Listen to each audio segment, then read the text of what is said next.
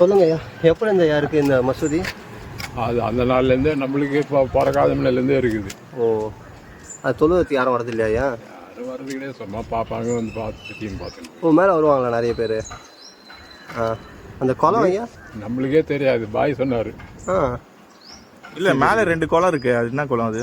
அதுதான் குளம், அது மொத்தம் குளம். அது வெயில் தண்ணியாக படாத குளம். ஓ,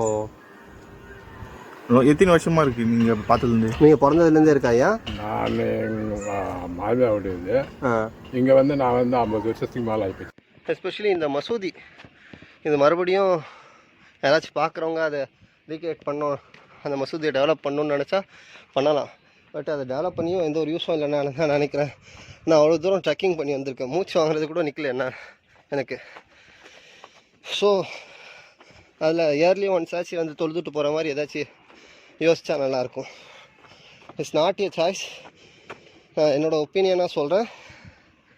உங்களால் முடிஞ்சால் இஃப் யூ இன்ட்ரெஸ்டட் வந்து ட்ரெக் பண்ணி பார்க்கணுன்னு நினச்சா வந்து பார்க்கலாம். ஸோ விக்ரம், பாய் மக்களே.